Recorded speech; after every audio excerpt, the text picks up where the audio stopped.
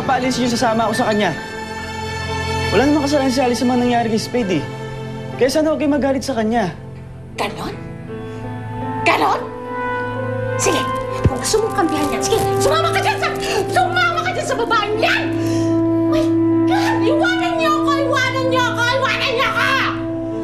Sa lahat ng ginawa ko sa inyo, pinakain ko kayo, pinatira ko kayo dito pagkatapos ngayon, yan pang babaeng niyang kakampihan niyo? Sige, umalis kayo! Iwanan niyo ako! Iwanan niya ako? Ma'am, eto na po yung expired na juice.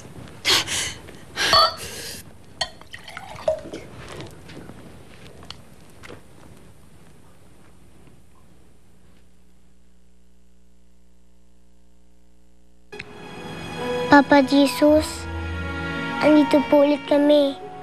May hingi ng tulong. Alam po namin na kayo lang po makakatulong kay Ate Alice para gumawa ng paraan para iligtas sina Tatay Ipeng, Nanay Andeng, at Tia Panying.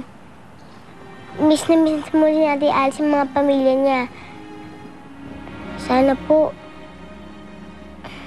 magkabuo na po sila. Sana po buo na po ang pamilya nila.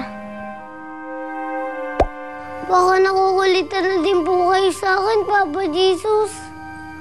Pero sana ako din po. Sana magkasama na din po kami ni Nanay. Na miss ko na po si Nanay. Gusto ko na po maramdaman ang yakap ni Nanay. Yung mahigpit at mainip na yakap niya. Gagawin ko po ang lahat para mahanap ko po si Nanay. Tulungan niyo po kami, Papa Jesus. Miss ko na po si Nanay. Parang awain niyo na po, Papa Jesus. Hindi na po.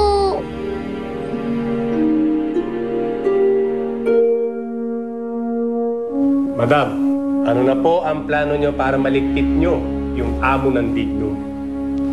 Kung ako po sa inyo, madam, unahan nyo na po si Alice. Tama ka, Tom. Kailangan kumilos ako agad. Kailangan mapalapit sa akin si Alice nang hindi niya alam. Dapat hindi siya handa. Kailangan mabigla siya. Hindi niya alam na nakapasok na siya sa patibong ko. Yun lang ang tanging paraan para matalo ko si Alice. So paano po paghanda si Alice? Takot kayong kalabanin siya, no?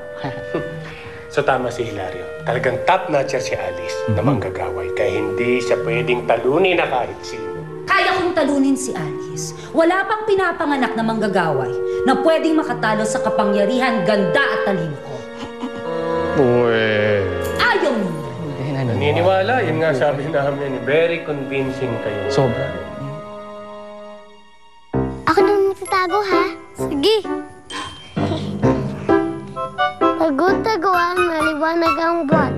Masarap maglaro sa dilim-diliman. 1, 2, 3, 4, 5. Wally! Wally, anak, tulungan mo ako. Ay, bakit po, Nay? Hina ako. Tulungan mo! Tulungan mo! Huwag kang sumigaw. Kailangan na kitang makausap.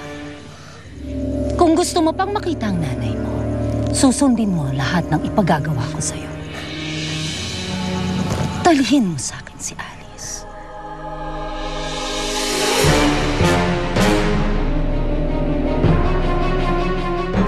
Kakaiba kay Wally. Parang hindi siya mapakali kanina pa at sabing-sabik siya sa bagitin ni Ate Alice. Oh, ano namang problema dun? Magbibigay ako ng kahit anong halaga basta't mahanap niyo lang ang anak ko. May mga detalye po ba kayo sa pagkawala ng inyong anak? Merong masamang mangkukulam na ginamitan siya ng kapangyarihan para mawala siya. Naisip ko lang na palagi akong natatakasan ng Alice na. Kaya ngayon, sisiguraduhin ko, matakasan man niya ako. Hawak ko pa rin siya sa'yo. Bakit? Kumusta mo ka? Na-miss niyo ako, ah. Gusto ko lang sana